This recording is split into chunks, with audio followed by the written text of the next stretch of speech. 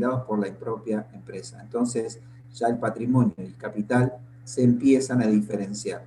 Capital es solo lo aportado por los propietarios o lo prometido que van a aportar los propietarios, y en cambio, en el patrimonio van a estar todos los derechos, los bienes, derechos y obligaciones del ente que se van a ir enriqueciendo con los beneficios que va a obtener esta empresa a lo largo de su vida útil, ¿sí?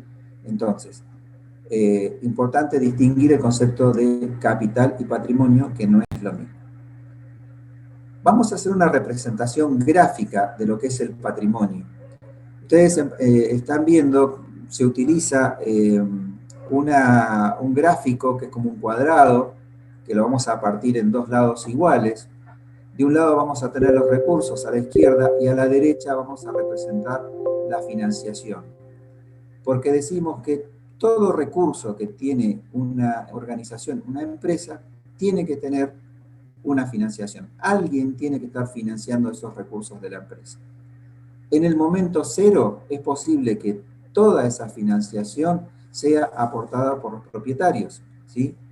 En el momento en que nace la empresa es posible que todos sus recursos provengan de los aportes de los propietarios. En ese caso, los recursos serán iguales a la financiación propia, ¿sí? Porque acá ahora después vamos a definir qué es. Dentro de financiación tenemos financiación ajena y financiación propia. La financiación ajena es aquella que va a provenir de fuera de la empresa, de fuera de la organización, de gente que no tiene relación directa con la organización, y en cambio la financiación propia es la que va a provenir de los propios propietarios y de la propia empresa, ¿sí? Bien. Entonces, vamos a definir qué es recursos. Perdón, profe. Entonces, dentro del patrimonio van a estar los recursos y la financiación ajena y la financiación propia. Correcto, correcto. Okay. Sí, patrimonio es todo. Después, si ustedes repasan la definición de patrimonio, van a ver que hay la definición de patrimonio que decía que son todos los bienes, derechos y obligaciones que tiene el ente. En las obligaciones nos estamos refiriendo a la financiación, ¿sí? Es otra manera de definir la financiación.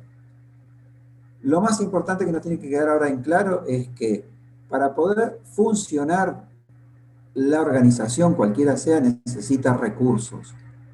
Y para obtener esos recursos, alguien los tiene que financiar. ¿Esos recursos qué son? Son bienes económicos controlados por el ente que tienen alta probabilidad de ser útiles económicamente al ente. Pueden ser tangibles o intangibles. Es decir, lo tangible y lo intangible tiene que ver con si lo puedo tocar o no lo puedo tocar.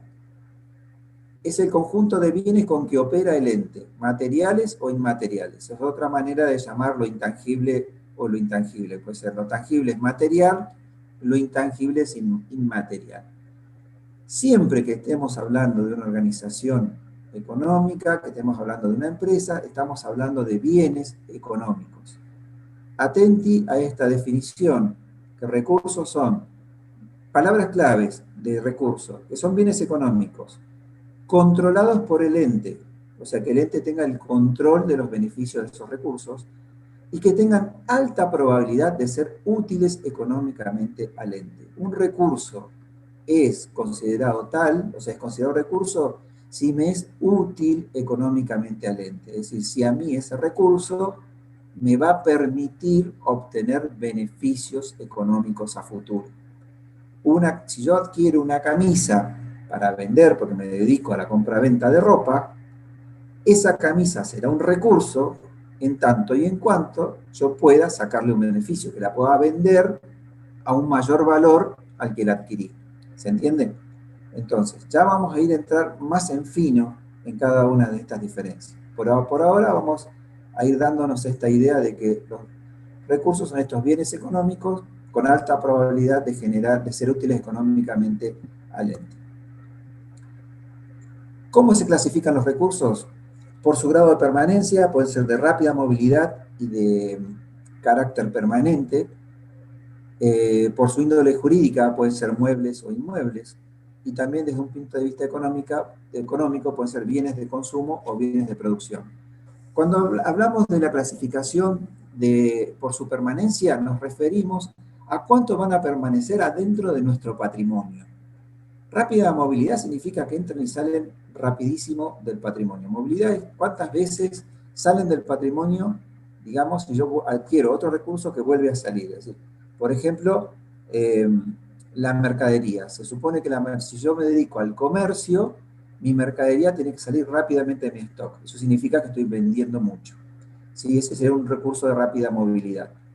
En cambio, un recurso de carácter permanente será algo que yo necesito para generar beneficios económicos a futuro, pero que van a permanecer en mi patrimonio en forma permanente, o al menos es la idea que permanezca en forma permanente. Por ejemplo, el galpón donde va a funcionar la fábrica, el salón comercial donde vamos a ejercer nuestra actividad económica, ¿sí? El edificio, el inmueble donde vamos a desempeñar esa actividad, esos son recursos que serían de carácter permanente, es decir, se supone que vamos a estar ahí durante muchísimo tiempo desempeñando nuestra actividad en ese mismo edificio.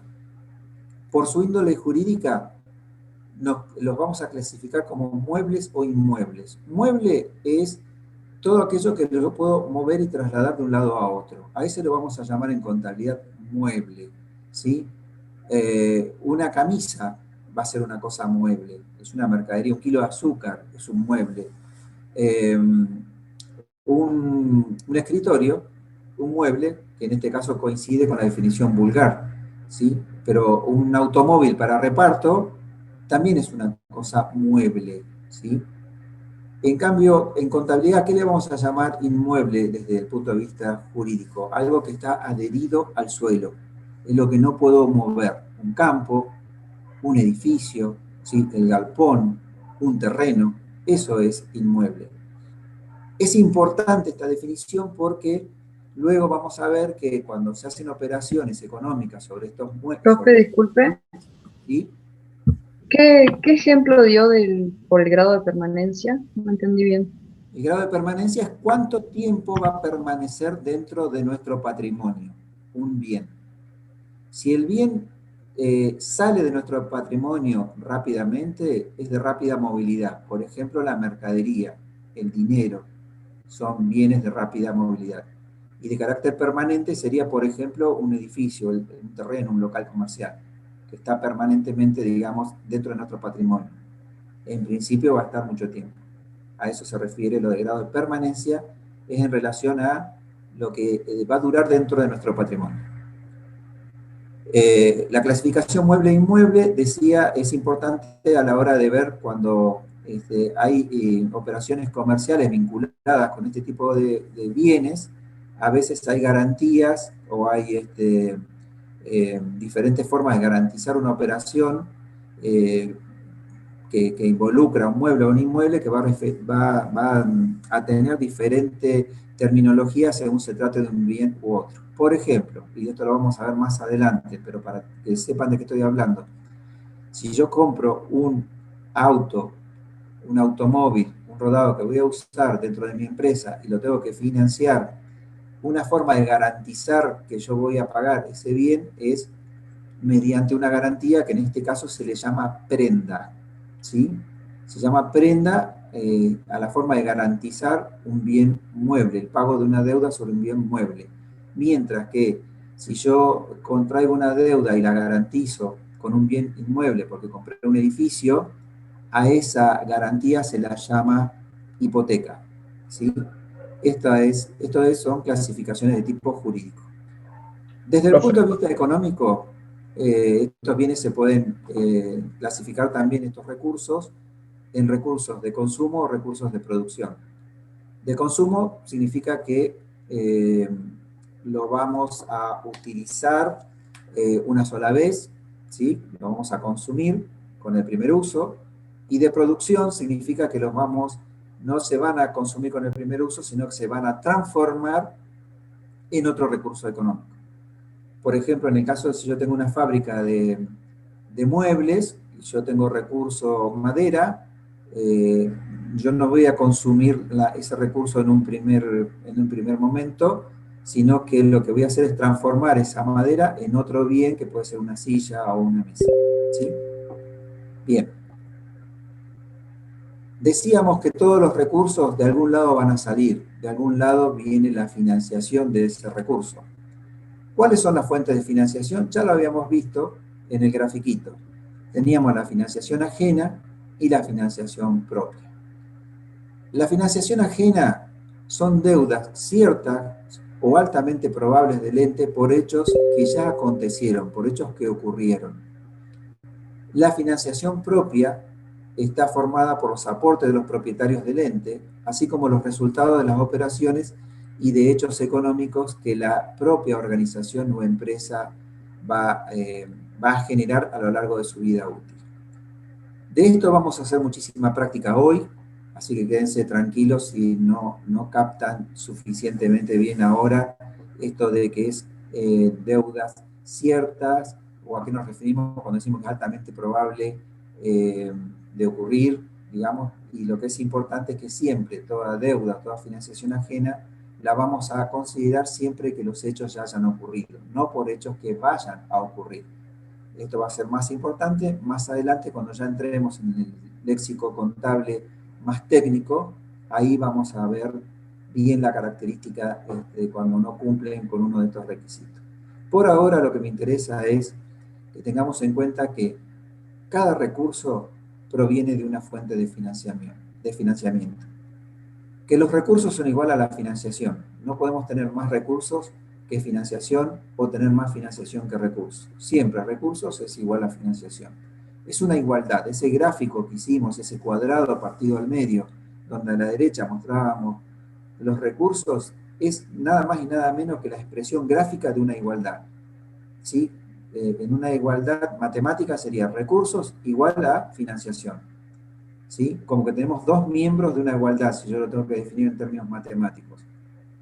Cada lado de este cuadrado del patrimonio, el lado izquierdo me va a representar a los recursos y el lado derecho me va a representar a la financiación, que en este caso la vamos a dividir en dos, que puede ser financiación ajena y financiación propia.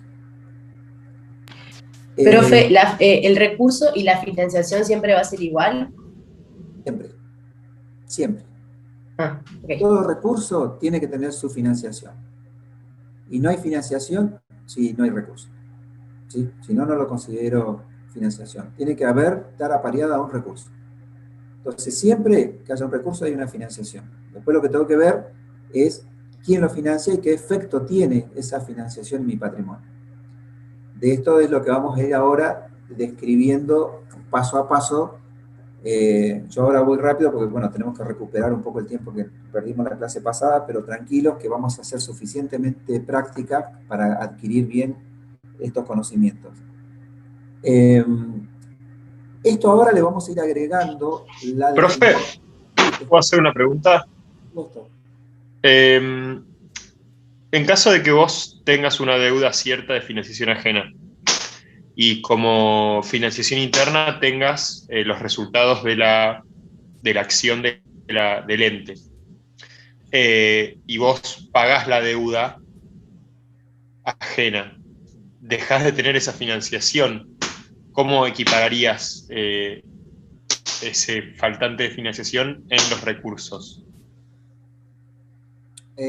Bueno, eso lo vamos a ver ahora. Vamos a ver paso a paso ahora. Yo diría, para que lo vayamos viendo, hay todo un movimiento que es lo que vamos a ir aprendiendo. Lo que vamos a ver hoy es cómo se va moviendo cada componente del recurso y de la financiación y de qué manera nosotros siempre tenemos que mantener la igualdad. ¿Sí? Esto es importantísimo. Ustedes siempre tienen que mantener este dibujo que habíamos mostrado recién, que recursos es igual a la financiación. Eso siempre se tiene que mantener igual. En caso que eso tenga alguna alteración, vamos a ver qué significa. Pero vamos despacito. Permitime que avancemos un poquito más y ya vas a ver cómo te voy a ir respondiendo a lo que vos me estás preguntando. Si terminada la clase ves que no te lo aclaré, te volvemos atrás y volvemos con el ejemplo. Dale, pero buenísimo, ahora, gracias. Por ahora vamos a ir despacito. Lo que vamos a hacer es, esto es conceptual, los recursos de la financiación es una cuestión conceptual. Como nosotros estamos en contabilidad, lo que tenemos que hacer ahora es empezar a agregarle lenguaje técnico a cada una de estas definiciones que dimos recién. Entonces, a los recursos le vamos a agregar un nombre y a la financiación propia y ajena también le vamos a poner un nombre distinto a esto. Por ejemplo, al activo, digamos, a los recursos que controla el ente que poseen valor económico le vamos a llamar activo de ahora en adelante, ¿sí? Y a los compromisos ciertos o eventuales asumidos por el ente en favor de terceros le vamos a llamar pasivos. O sea, el pasivo sería lo que vimos recién como financiación ajena, ¿sí? Cada vez que nosotros hablemos e introduzcamos el término de terceros, nos estamos refiriendo a entes, personas, ya sea físicas o jurídicas, que están fuera de la organización, fuera de la empresa, ¿sí? Cuando hablamos de terceros nos referimos entonces a gente que está afuera de la organización. Entonces, cuando adquirimos compromisos ciertos o eventuales con alguien que está fuera de la organización, esa es una financiación ajena. A esa financiación ajena, a partir de ahora le vamos a llamar pasivo. Y a todos nuestros recursos, todo lo que está del lado izquierdo, a todos nuestros recursos le vamos a llamar activo, ¿sí? Esto es la forma en que, digamos, vamos a ir denominando de manera contable y técnica a los componentes del patrimonio. Habrán visto acá que nos está faltando un componente del patrimonio, ¿sí? Profe, ¿podría explicar lo del pasivo otra vez, por favor? Sí. Pasivo es simplemente el nombre que contablemente le vamos a dar a toda aquella financiación ajena, o sea, toda financiación que proviene de afuera del ente, es decir, aquellos financiadores, digamos, de nuestros recursos que no están dentro de la empresa, dentro de la organización. Esos son terceros, ¿sí? A eso nos referimos a terceros. Esa financiación le vamos a llamar compromisos ciertos o eventuales. Ya vamos a ver bien a qué nos referimos con compromisos ciertos o eventuales a medida que vayamos avanzando en las definiciones propias de lo que es pasivo y activo. Por ahora estamos en los grandes nombres, en los grandes títulos para que nos ubiquemos cómo es el patrimonio, ¿sí? Ya vamos a ir despacito a hilar más finito técnicamente a los diferentes tipos de pasivos, ¿sí? A los diferentes tipos de activos que voy a encontrar. Hoy por hoy, en la clase de hoy, es simplemente saber que a los recursos les vamos a llamar activos en contabilidad. Y que a la financiación, a una parte de la financiación le vamos a llamar pasivo. ¿Qué parte de la financiación? La financiación ajena, la que es de terceros, ¿sí? La que le estamos debiendo a otros que están relacionados con la empresa. ¿Qué parte me está faltando acá de la financiación considerada? Alguien que se anime a decirme. ¿Qué me estaría faltando en este patrimonio? El patrimonio neto. propia. La Financiación propia. Perfecto. No, la propia, la financiación propia. Exactamente. Está faltando la financiación propia. La financiación propia le vamos a llamar patrimonio neto, ¿sí? Facilito, para no hacernos mucho lío, es la diferencia entre el activo y el pasivo. Eso representa el patrimonio neto, ¿sí? Cuantitativamente, como dijimos que esto era una expresión matemática, es la porción del activo que les corresponde a los dueños. Fíjense, nosotros decíamos que recursos era igual a financiación. O sea, que activo era igual a ¿qué? A pasivo más patrimonio neto. Si el pasivo es lo que yo le debo a los terceros ajenos a la empresa, digamos, lo que me quedaría sería el patrimonio neto, que es lo que le debería el ente a quién, a los socios y a la propia empresa. Así, pero como la empresa no se debe a sí misma, ¿cómo lo representamos? Decimos es la parte del activo que le corresponde a los dueños, ¿sí? Esa es la forma de definirlo positivamente.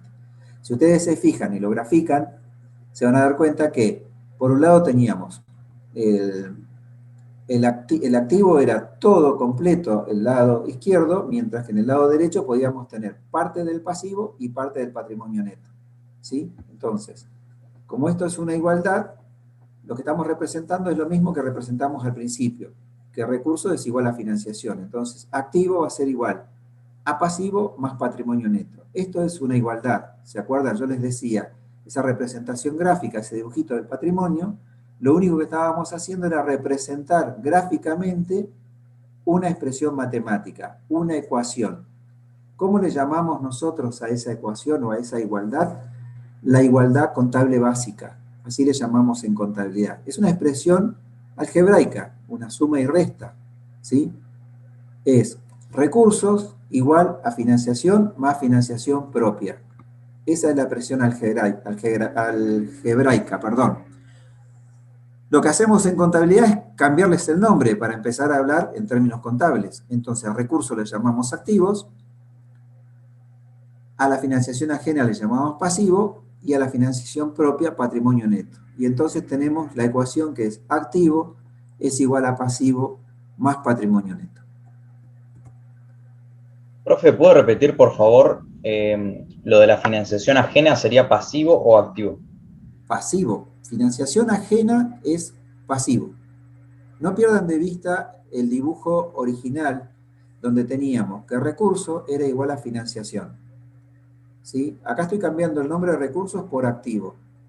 Y estoy cambiando el nombre de la financiación por, a la financiación ajena le vamos a llamar pasivo y a la financiación propia le vamos a llamar patrimonio neto.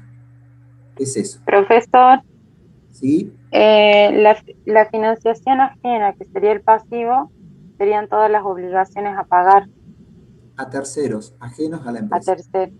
Sí, A terceros, ajenos a la empresa.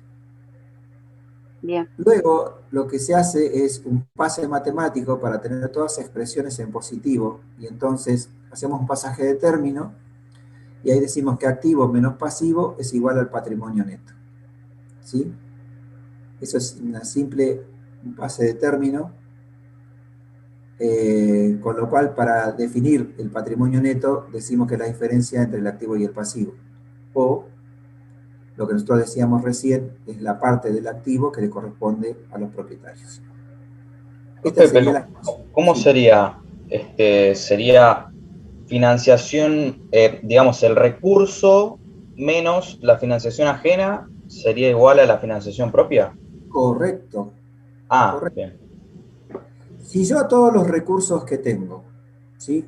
Si yo a todos mis recursos le resto lo que tengo que darle, que estoy obligado a entregarle a los que me financiaron de manera que están fuera de la empresa, digamos, todo lo que constituye mi pasivo, la financiación ajena, si yo a todos mis recursos los destino a pagar esa financiación ajena, lo que me queda, activo menos pasivo, lo que me queda, es el patrimonio neto o el activo que le corresponde a los propietarios. ¿Se entiende? Sí, gracias. Bien. Esta sería entonces la ecuación contable. Si la llevamos al grafiquito de patrimonio que vimos al principio, cambiamos la parte rosada, si la parte izquierda es el activo, son bienes y derechos a favor de la empresa. En la parte derecha tendríamos el pasivo, deudas y obligaciones con tercero, y lo que sería el patrimonio neto estaría expresado por, acá les agrego algún concepto más, capital, reserva y resultados, incluye la utilidad del ejercicio. No hemos visto este tema de las reservas todavía, pero bueno, ese sería el concepto. Pero es el capital, que es lo aportado por los propietarios, y las reservas y los resultados no es otra cosa que los resultados que va a ir generando estos beneficios o ganancias que va a tener la empresa a lo largo de la vida útil de la empresa. ¿Sí? Así que bueno, esta sería la expresión de la ecuación contable. Gráficamente, digamos, o matemáticamente, lo que es lo mismo, activo igual a pasivo más patrimonio neto, o patrimonio neto es igual a activo menos pasivo. ¿Alguna duda en relación a esta ecuación? Podemos repetirla todas las veces que ustedes quieran. De todos modos, no se preocupen porque a partir de ahora vamos a hacer varios ejercicios para ubicarnos gráficamente en la ecuación matemática, como también en la expresión gráfica. Vamos a ir viendo gráficamente cómo se van comportando los diferentes elementos que componen el patrimonio. ¿Y qué pasa? Por ejemplo, si, cuando uno mide a lo largo a partir de que una empresa o la organización empieza a tomar vida, esta ecuación contable se empieza a mover, ¿sí? Empieza a subir y crecer. Aumenta el pasivo, aumenta el activo, disminuye el activo, disminuye el pasivo, puede aumentar el patrimonio neto, puede disminuir el patrimonio neto. Es decir, estos elementos componentes del patrimonio, a partir de que la empresa empieza a funcionar, empiezan a tener un movimiento en más o en menos, o sea, empiezan a crecer o a decrecer. Esto a esos movimientos se les llaman variaciones patrimoniales, o sea, variaciones que tiene mi patrimonio. Mi patrimonio va a ir cambiando a lo largo de la vida útil de la empresa, día a día, según vayan variando estos componentes. Así, cuando va variando el activo, va variando el pasivo, me está produciendo un efecto en mi patrimonio, ¿sí? Mi patrimonio no es estático. Este patrimonio va a ir teniendo variaciones a lo largo de la vida útil de la empresa a través de mis operaciones comerciales. Esas variaciones se las conoce como variaciones patrimoniales. Y hay dos tipos de variaciones patrimoniales, es decir, hay dos efectos que se pueden producir dentro de mi patrimonio. Un efecto es que mi patrimonio cambie en cantidad, es decir, que crezca en pesos o disminuya en pesos. Es decir, que este grafiquito que estamos viendo acá aumente en el tamaño del gráfico, o sea, sea un gráfico mayor, si es que mi patrimonio aumenta, o este gráfico se achique porque yo estoy perdiendo patrimonio, por lo tanto, el dibujito sería más chico. Esto es una explicación gráfica. ¿Qué ocurre si cómo se le llama cuando esa variación es de ese tipo, digamos, que varía la cuantía del patrimonio? A esto le llamamos variación patrimonial modificativa, porque me modifica el patrimonio. Es una variación patrimonial que me va a modificar la cuantía, el tamaño de mi patrimonio, ¿sí? Y ¿Variación particular qué, profe? modificativa. Modificativa, es decir, que me va a modificar el patrimonio. Me aumenta, disminuye la cuantía del patrimonio. Sí. Una pregunta, ¿y qué pasaría con el pasivo? Que el pasivo son deudas y obligaciones con terceros, y si yo reduzco mi patrimonio por distintos tipos de motivos, me quedaría con deudas. Bueno, tranqui, ahí vamos, vamos a ir despacito, vamos despacito. Ahora lo que vamos viendo es que pueden existir dos formas de modificarse mi patrimonio, dos tipos de variaciones que van a hacer que mi patrimonio cambie su forma. Una es que cambie en cuanto a la cantidad, que crezca o disminuye. Esto se le llamamos modificativa, variación patrimonial modificativa. Puede ocurrir solo por dos cosas. O porque aumentamos el patrimonio porque hacemos aportes nuevos, o lo disminuimos porque los propietarios retiran parte de su capital, o porque existen resultados que pueden ser positivos, en ese caso me va a aumentar el patrimonio, o porque ocurran resultados de tipo negativo, en ese caso se me disminuye el patrimonio, ¿sí?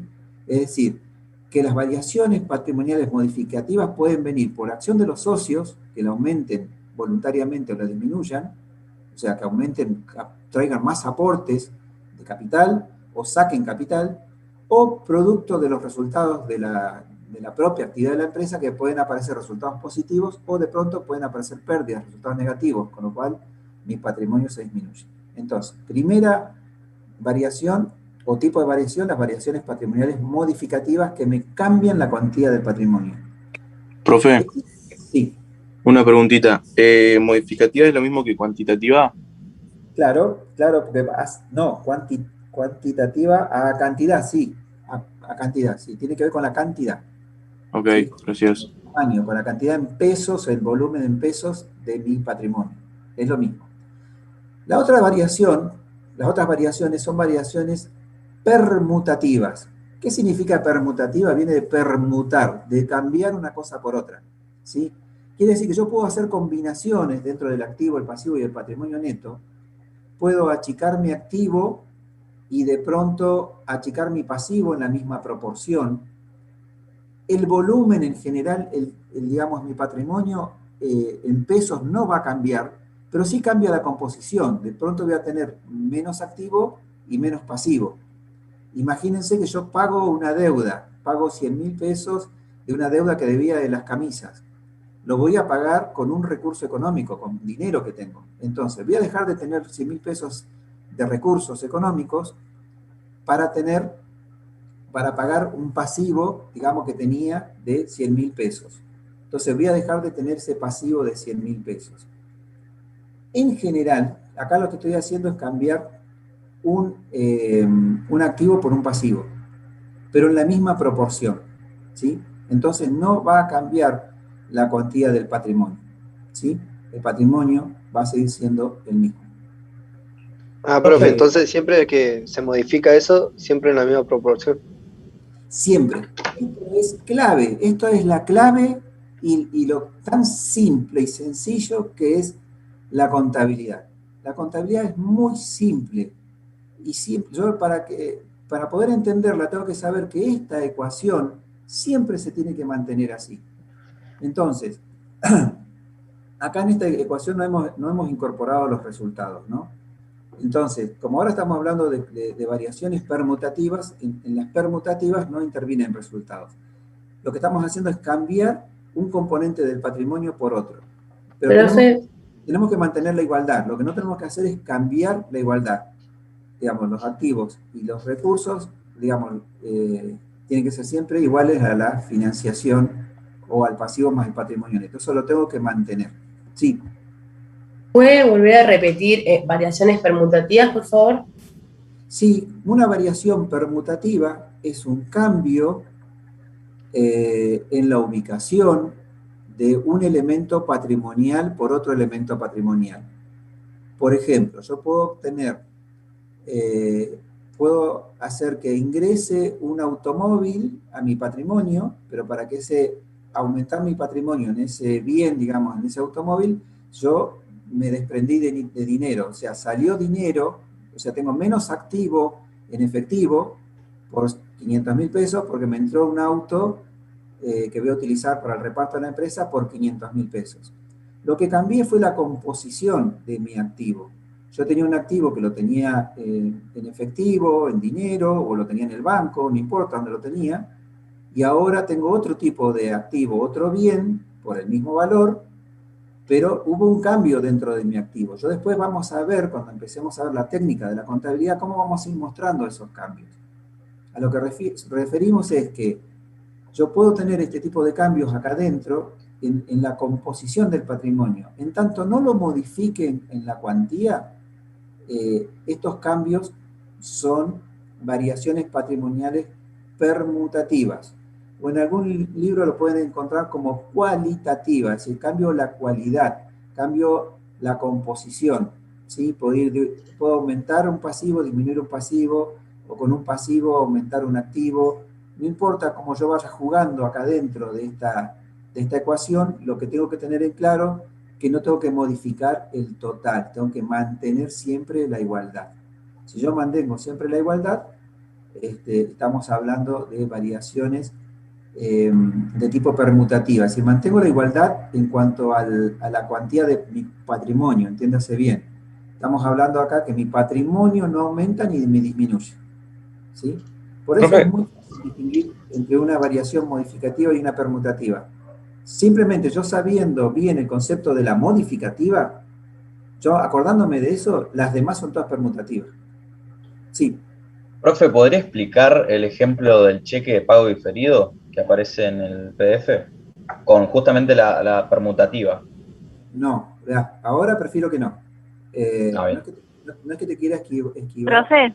Pero introducir un término en ese tipo de concepto cuando estamos viendo la parte muy básica todavía no lo haría. Veámoslo después con un trabajo práctico. Ahí Profe, un ejemplo. Lo saqué del PDF, por eso. Sí.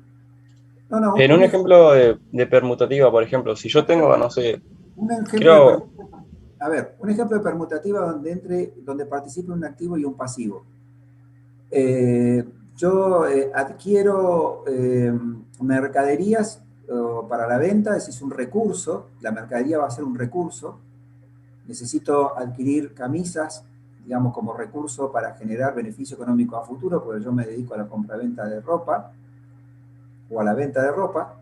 Entonces, como no la puedo pagar enseguida, el proveedor me la va a financiar, me va a financiar este recurso a 30 o 60 días. En este caso, yo voy a incrementar mi pasivo en 100.000 pesos y voy a incrementar mi activo en 100.000 pesos. Los 100.000 pesos de activos son las camisas, el valor de las camisas que yo estoy incorporando a mis recursos.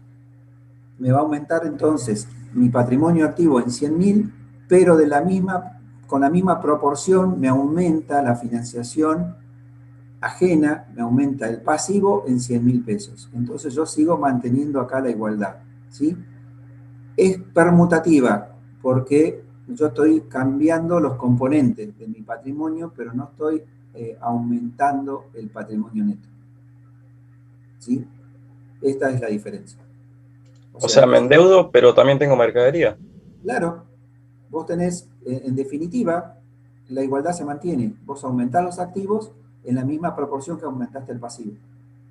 ¿Sí? Entonces, no cambiaste el patrimonio, no hubo una variación en tu patrimonio en cuanto variación en pesos en cuantía de patrimonio. Seguís teniendo el mismo patrimonio, ¿sí?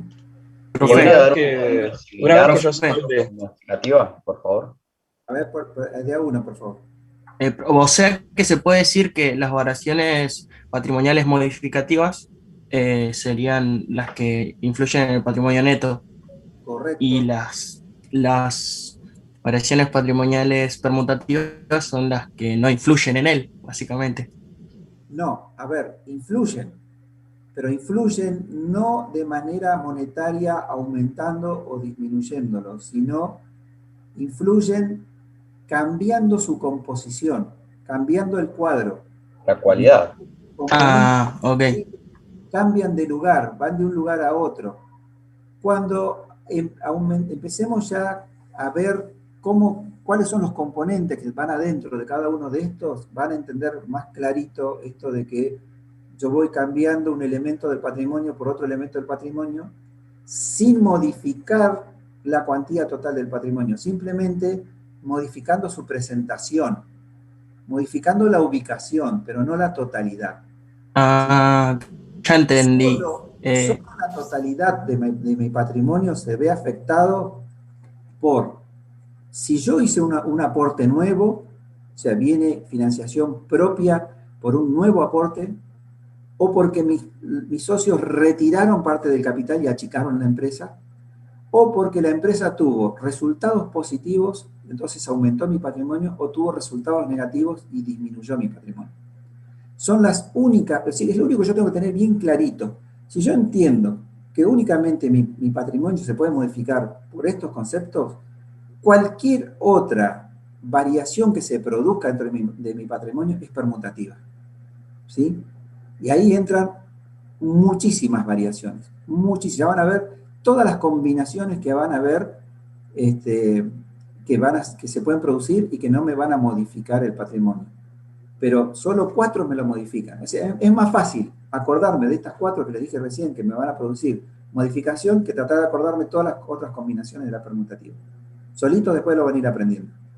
Y en la práctica lo vamos a ir sacando. Profe, ¿me podrías repetir estas 4 que modifican? Los que modifican son, solamente voy a modificar mi patrimonio cuando tengo aporte de propietarios, es decir, que aumento el capital de la empresa, o los propietarios retiran capital, achican el capital de la empresa. O cuando la propia organización genera por su actividad normal resultados positivos, y en ese caso me va a aumentar el patrimonio, o tuvimos pérdidas, resultados negativos, y en ese caso perdimos patrimonio. Se nos achica el patrimonio porque tuvimos una pérdida. Entonces, esos son los únicos conceptos que yo tengo que tener bien clarito. ¿Cuáles son los conceptos que modifican mi patrimonio? El resto de las variaciones serán permutativa, es decir, simplemente son cambios que van de un lugar a otro, pero que tienen que ser proporcionales para que siempre mantenga la igualdad. Bien, vamos ahora a ver los principios contables. Vamos un repasito rapidito a principios.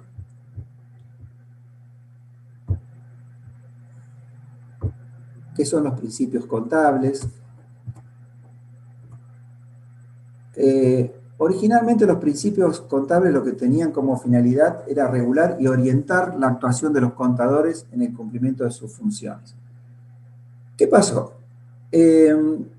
Cuando se trata de interpretar los hechos económicos que afectan a una organización, pueden existir varias interpretaciones y podemos, entre varios, difícilmente nos pongamos de acuerdo en cómo lo vamos a registrar o cómo lo vamos a tratar. Para evitar esta discrecionalidad, fue necesario que a lo largo del tiempo se fueran poniendo de acuerdo los que empezaron a trabajar la disciplina contable, es decir, bueno, a ver, fijemos algunas cosas que sean como básicas, como fundadoras, como para que todos hablemos el mismo idioma y sepamos de qué estamos hablando. Entonces se fueron poniendo de acuerdo en decir, bueno, definamos algunas cosas que van a ser los principios básicos que nos van a arreglar. Y entonces definieron lo que se conocen como principios contables generalmente aceptados. Uno de los principios que aparece es el principio de ente. ¿Qué dice este principio? Dice que los estados financieros se refieren siempre a un ente donde el elemento subjetivo o propietario es considerado un tercero más. Si ustedes se fijan y recuerdan lo que yo comenté en la clase pasada, cuando empecé a dar la definición de ente, y decía, esta definición de ente va a tener implicancia más adelante, y justamente la tiene ahora, que es saber y entender que las personas físicas somos considerados un ente y las personas jurídicas o de existencia ideal son un ente diferente a las personas. Nosotros podemos conformar entre varias personas físicas un ente jurídico. Entonces, ¿a qué se refiere este principio? A que los estados financieros siempre se refieren a un ente jurídico que es diferente a los que lo componen, es decir, es una persona capaz de adquirir derechos y obligaciones, una persona jurídica capaz de adquirir derechos y obligaciones diferente a los propietarios que le dieron forma a la que lo hicieron nacer. Entonces, cuando estamos hablando de una empresa, de una sociedad, de una organización, el propietario pasa a ser considerado un tercero más para esa organización, ¿sí? Esto es porque es necesario distinguir lo que es de un socio en particular, lo que tiene que ver con él como persona, de lo que es el recurso, la obligación o lo que fuere del ente en su conjunto. Luego, otro principio que aparece es el principio de bienes económicos, porque decíamos que nosotros, nuestra materia de estudio son las organizaciones económicas. Entonces, los estados financieros siempre se refieren a bienes económicos, es decir, bienes materiales e inmateriales que poseen valor económico y por ende susceptible de ser valuados en términos monetarios. De esta definición, ¿qué me tengo que llevar? ¿Qué es? Siempre nos referimos a bienes económicos cuando estamos hablando de estados contables o estados financieros, que estos bienes pueden ser materiales o inmateriales, no necesariamente los puedo tocar, también puede existir bienes que sean intangibles, y que tengan valor económico, pero sobre todo que puedan ser valuados en términos monetarios. Ya vamos a ver más adelante por qué es importante esto de que puedan ser valuados. Porque si yo no puedo asignarle un valor a estos bienes, componentes de la empresa, no los voy a poder considerar dentro del estado financiero. Otro principio importante a destacar es el de moneda de cuenta. ¿Y qué dice? Que los estados financieros reflejan el patrimonio mediante un recurso para reducir todos sus componentes heterogéneos a una expresión que permita agruparlos y compararlos. La moneda de cuenta es la moneda de curso legal. Esto es, cuando hablamos de recursos, nosotros decíamos, recurso puede ser el dinero en efectivo, recurso puede ser un automóvil que utilizo para el reparto, recurso puede ser o es el edificio en el cual vamos a desempeñar la actividad principal de la empresa, puede ser el galpón donde vamos a tener nuestra fábrica, Sí, esos son todos recursos. Profe, disculpe, una pregunta. Sobre los bienes económicos, habían dicho que tenían que tener valor económico, ¿por qué?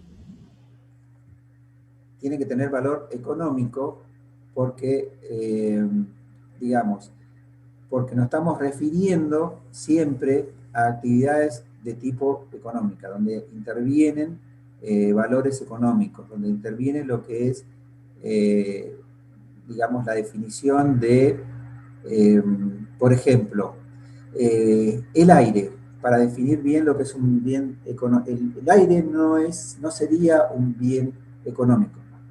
El aire, hasta hoy, es de libre disponibilidad para todos. No le podemos asignar un precio al aire libre que todos respiramos, ¿sí? Entonces, el aire es un recurso, sí, porque lo necesitamos para respirar y sin él no podríamos funcionar, pero no es un bien económico porque el aire no tiene un valor económico, el aire es libre, ¿sí?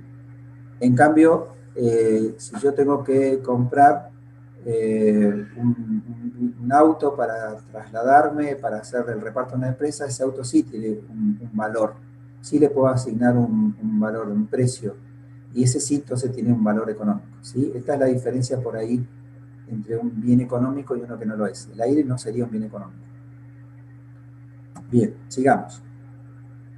Como explicábamos, los estados contables, los estados financieros o el patrimonio de una empresa está compuesto por diferentes bienes, ¿sí?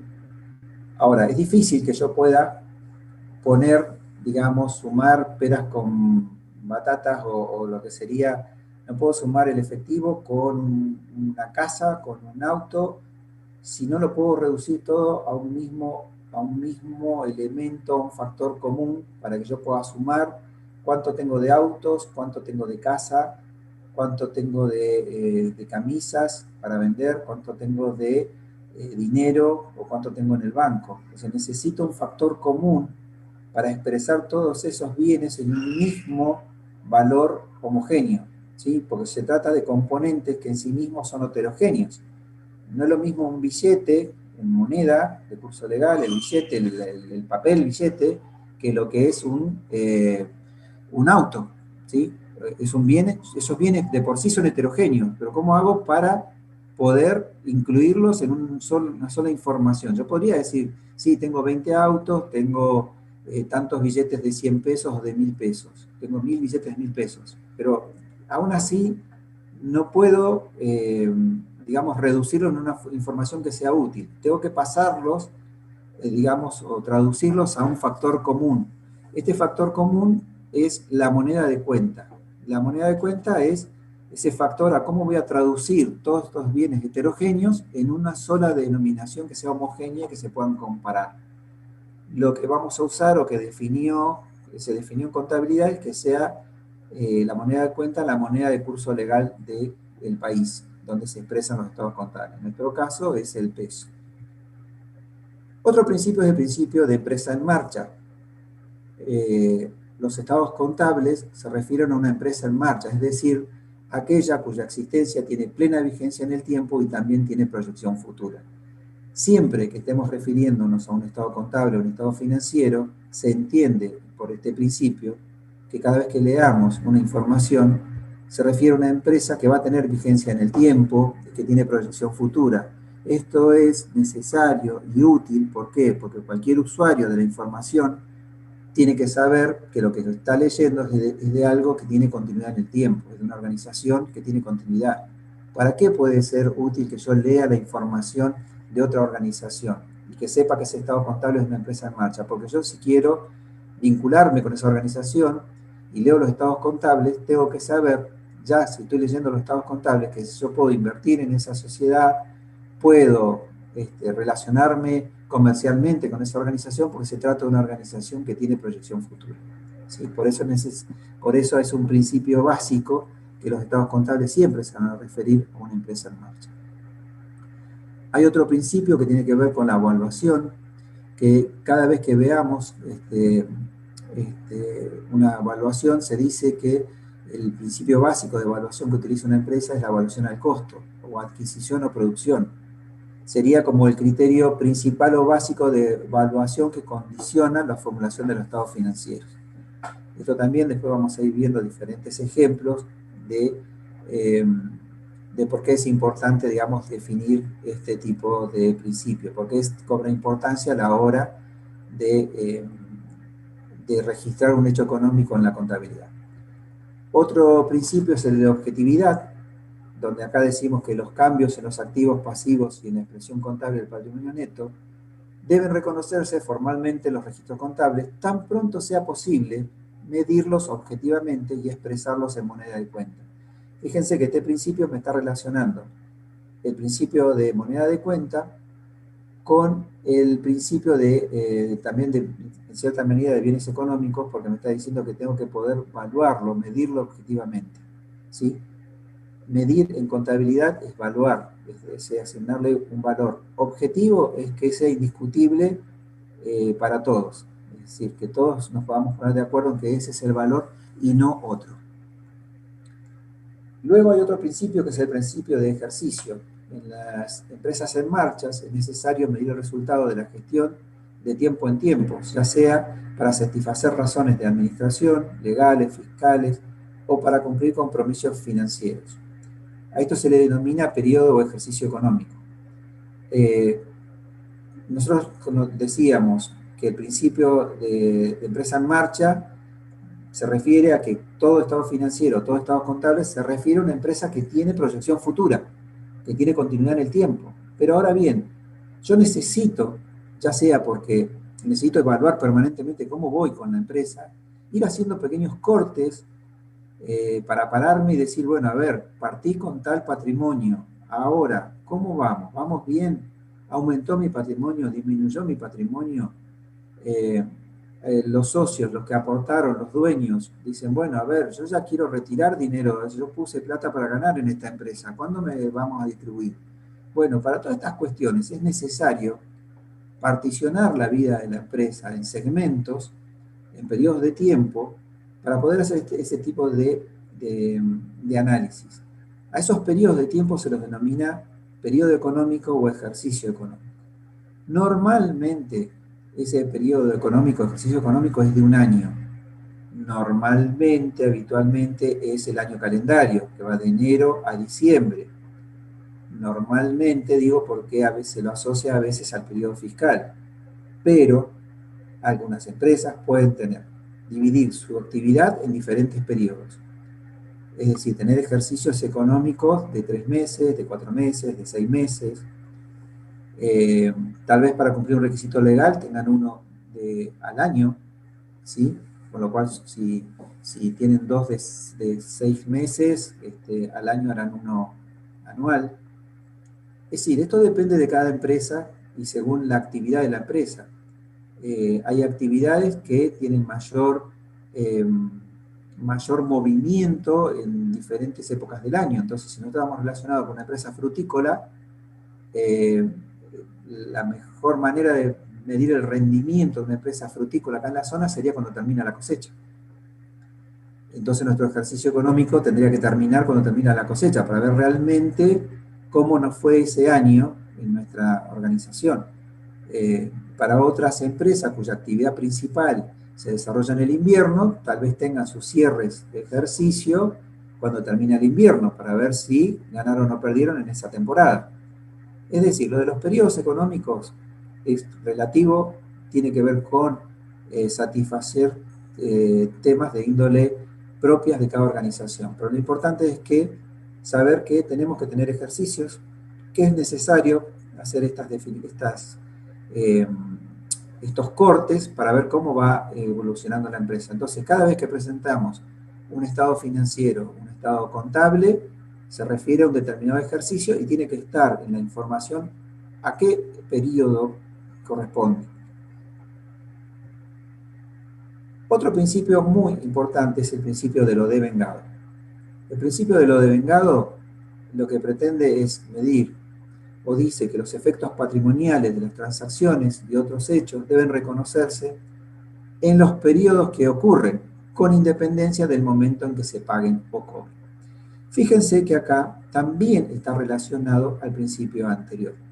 Cuando acá dice que los efectos patrimoniales tienen que estar relacionados con los periodos en los que ocurren, es que cuando yo defino un periodo económico, supóngase que defino el periodo del año, que va de enero a diciembre, lo devengado me dice que si los hechos debo reconocerlos cuando se producen, el hecho económico, cuando la transacción o esa situación económica que me va a producir un efecto en mi patrimonio se genera, eso lo tengo que reconocer y representar en el periodo o ejercicio en el que ocurrió, sin tener en cuenta acá si la parte financiera, si lo pagué o lo cobré, ¿sí? Acá hay el efecto patrimonial de una transacción, debo reconocerla siempre, según este principio, en el periodo en el que ocurrió. Fíjense cómo vamos relacionando principio a principio. Este principio está relacionado con el de ejercicio, que mide la actividad económica de la empresa en periodos. Lo devengado dice, bien, para cada periodo tengo que reconocer todos los hechos patrimoniales que ocurren en cada periodo, independientemente de la parte financiera. Eso no me importa con lo devengado, ¿sí? Vamos a otro principio muy relacionado con este, que es el principio de lo realizado. El principio de lo realizado lo que me dice es que los resultados económicos solo deben computarse cuando sean realizados, o sea, cuando la operación que los origina quede perfeccionada desde el punto de vista de la legislación y las prácticas comerciales, y se hayan ponderado fundadamente todos los riesgos inherentes a la tal operación. A ver, ¿qué significa esto? Perfeccionar una operación desde el punto de vista jurídico y de las prácticas comerciales. El ejemplo más simple para entender acá es el de una venta, ¿sí? Una venta comercial. Una venta comercial se considera que está perfeccionada esa operación cuando yo entrego el bien producto de esa transacción, ¿sí? Si yo voy a vender camisas, la operación de la venta de la camisa va a estar perfeccionada cuando la contraparte, el comprador, reciba las camisas, las acepte y diga, sí, está bien, este es el producto que yo adquirí, está perfecto, doy conformidad a la operación comercial. Ahí se perfeccionó la operación de compra-venta, es decir, con lo que jurídicamente se conoce como tradición de la cosa. La cosa, en este caso, es el bien objeto de la transacción. Cuando yo entrego el bien y el otro la recibe, ahí, y la recibe en conformidad, y dice, sí, está bien, esto es lo que yo compré, esto es el objeto de mi transacción comercial, ahí se perfeccionó la operación. Solo ahí la operación está realizada, solo ahí la puedo reconocer y registrar en el periodo contable que se generó. Antes, mientras esto no esté perfeccionado, no lo puedo reconocer. Es decir, yo no podría reconocer una venta si mi comprador nunca recibió la mercadería, ¿sí? Imagínense que yo le vendí un lote de autos a una, digamos, yo tengo una fábrica, bueno, de autos, vamos a poner una fábrica de muebles mejor. Yo le vendí un lote de muebles a una mueblería del sur. Yo le mando el camión con los muebles, el camión es mío, es el que uso yo para el reparto. Resulta ser que el camión lo asaltaron los piratas del asfalto y nunca llegó a manos del cliente. Yo le puedo decir al cliente, mire, acá está la factura, yo te la mandé electrónicamente, yo te mandé el camión, ya está. O sea, para mí la venta ya está. Y el cliente, ¿qué me va a decir? Pero si yo nunca recibí los muebles, o sea, no, el objeto de la transacción comercial, nunca lo recibí. Entonces, esa operación, por más que yo ya para mis registraciones contables, para mí ya tal vez mi sistema contable ya la computó como una venta, y ya hasta le dije cuánto iba a ganar, cuánto era mi resultado de la venta, no lo puedo computar. ¿Por qué? Porque no tengo la aceptación de la otra parte que recibió el bien. Es decir, acá la venta no está perfeccionada hasta que mi cliente reciba ese camión, lo descargue y vea que todos los bienes que van en ese camión se relacionan o tienen que ver con lo que él efectivamente me compró, ¿sí? Y esto va a ser lo que me va a perfeccionar la compra. Entonces, este sería un ejemplo del principio de lo realizado. Existe otro criterio, otro principio que es de prudencia, que que acá dice que cuando se deba elegir entre dos valores por un elemento del activo, normalmente debo optar por el más bajo, contabilizar todas las pérdidas cuando se conocen y las ganancias solamente cuando se hayan realizado. Fíjense, acá volvemos a vincular un principio con otro. Ganancias solamente cuando se hayan realizado. Es decir, concepto de principio realizado. Solamente puedo reconocer la ganancia, la utilidad de una venta, si esa venta se perfeccionó. ¿Sí? Si no, no puedo reconocer el resultado positivo de la venta. Acá tenemos cómo relacionamos otra vez un principio con otro principio. Lo de dar, si tengo dos valores para un mismo bien y que tengo que tomar el menor, lo vamos a ir viendo de a poquito más adelante cuando veamos el tema de evaluación. Pero en principio siempre tengo que tomar el menor porque lo que se trata es de no sobrevaluar nuestros activos. Otro principio, tal vez el principio menos claro, el más difícil de ponerse de acuerdo, el que tiene un componente más subjetivo, es el principio de significatividad. También lo pueden encontrar por ahí como principio de materialidad, que dice que al ponderar la correcta aplicación de los principios generales y normas particulares, se debe actuar con... Profe, disculpe, no lo estoy escuchando casi nada. Bien, ahí, repito el último principio, el principio de significatividad. Este principio de significatividad también lo pueden encontrar en alguna bibliografía como materialidad. Es uno de los más subjetivos, que están cargados con más subjetividad, pero este principio relaciona a todos los demás. Y dice que la correcta forma de aplicar estos principios que acabamos de ver, o las normas particulares, cada vez que lo apliquemos, tenemos que tener en cuenta un sentido práctico. Y acá cuando hablamos de tener en cuenta un sentido práctico, ahí es donde entra la subjetividad del individuo que hace la interpretación. Por eso digo que es uno de los más complicados, pero a la vez lo que lo hace, le hace cobrar sentido a los otros principios. ¿Qué significa sentido práctico? Supónganse que nosotros incorporamos un bien, supónganse, bueno, siempre usamos un ejemplo, yo lo voy a repetir, aunque lo hacemos siempre, pero creo que es muy gráfico. Nosotros compramos una tijera para la oficina. Esa tijera es un bien económico, tiene todos los requisitos de un bien económico, tiene todos los requisitos para ser considerado un activo, cumple con todos los principios de las normas contables, digamos, para que yo lo tenga que contabilizar. Pero desde un sentido práctico, su valor es poco significativo a la hora de que lo incorpore en mi patrimonio. Si en mi patrimonio tenerlo como un bien realmente es más lo que a mí me va a perjudicar o económicamente me va a significar todo el andamiaje contable que tengo que poner en marcha a la hora que tengo que contabilizar un bien, no se justifica con un bien como la tijera. Entonces, en ese sentido, utilizo el sentido práctico y digo, no, una tijera lo voy a considerar como un gasto, no lo voy a considerar como un bien, porque es un valor poco significativo.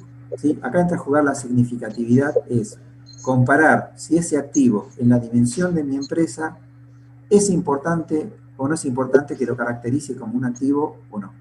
¿Sí? Ese es el criterio que me va a regir con el tema de significatividad. Profe, poniendo un ejemplo, siguiendo lo de la tijera, sería comparándolo, por ejemplo, con una impresora o con una computadora, ahí sí se tomaría como un activo, ¿cierto? Por ejemplo, está perfecto el ejemplo. Yo puedo tener una computadora o una impresora, si mi organización es chiquita, es un kiosco, una oficina, esa impresora puede ser significativa en mi patrimonio. ¿Sí? Yo compro una impresora láser y por ahí su valor es importante respecto de todos los bienes que yo tengo. Pero imagínense para una multinacional, para una empresa como una petrolera o una empresa más grande, no es significativa una impresora. Tal vez para la impresora sea lo mismo que una tijera para nosotros, para un kiosco. ¿Sí? Entonces la significatividad cobra importancia según la empresa en la que estemos trabajando. ¿Sí? Puede cambiar el criterio de significatividad para un bien según la empresa donde yo estoy. ¿Se entiende? Por ejemplo, Profe, ¿puede repetir prudencia? ¿Cómo? ¿Puedes repetir, por favor, el de prudencia? Sí, prudencia es que frente a dos valores de un activo, yo tengo que optar por el menor. ¿Sí? Y además me dice que cuando yo conozca o tenga conocimiento de una pérdida, la tengo que registrar inmediatamente. Sin embargo, cuando tenga conocimiento de una ganancia, me dice que no la considere hasta tanto esta ganancia se haya realizado. ¿Sí? Ahí la vinculamos con el principio de realizado. ¿Se entiende? Profe, ¿y por qué habría que elegir el activo más bajo? Porque corremos el riesgo a veces de sobrevaluar nuestros activos. Si yo elijo valores altos, corro el riesgo de poner un activo a un valor mayor al que debería tener, con lo cual puedo estar produciendo una distorsión que afecte a un futuro inversor. Esto lo vamos a ir viendo un poquito con más detenimiento más adelante, a medida que vayamos entendiendo cuáles son los riesgos de poner un activo con más valor que el que debería tener. Siempre se trata de exponer la información de manera de digamos, no perjudicar a los terceros que van a leer nuestra información. Profe, ¿puede volver a repetir el de significatividad? Sí, significatividad lo que refiere es que vamos a expresar que cada vez que utilicemos, que apliquemos los principios contables, tenemos que hacerlo desde un sentido práctico, ¿sí? A eso se refiere. Que más allá de lo que me dice en la teoría el principio contable o la norma contable, a la hora de aplicarlo, tengo que aplicar el sentido práctico o el sentido común y relacionarlo con la dimensión de nuestra organización. Por eso, en una organización donde una impresora puede resultar significativo, en ese caso la impresora la voy a tomar como un bien, como un activo, y en el caso de una multinacional, de una petrolera, tal vez esa impresora es simplemente un gasto, como si fuera una tijera para una empresa chiquita. Utilizo el sentido práctico a la hora de cuál va a ser el impacto significativo en la información. ¿Se entiende?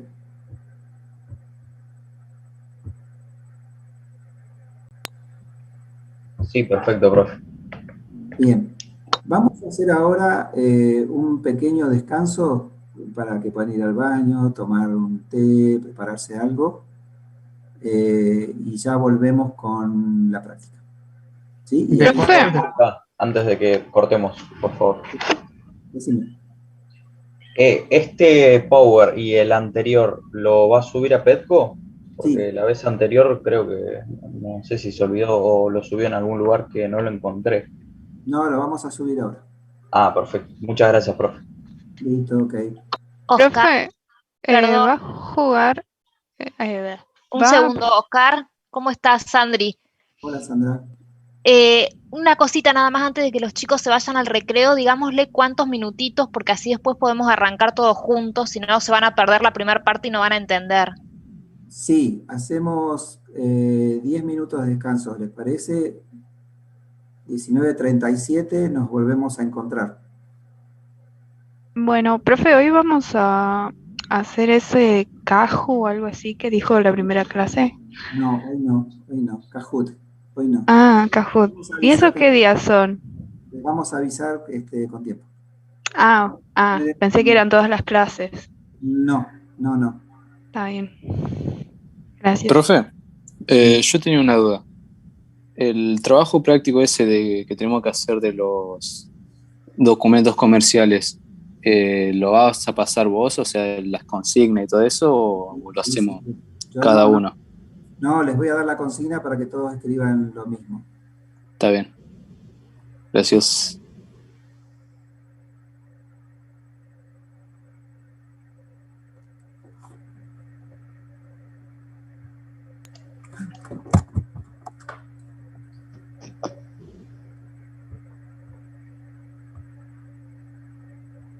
¿Ya empezó el recreo? Sí, vamos.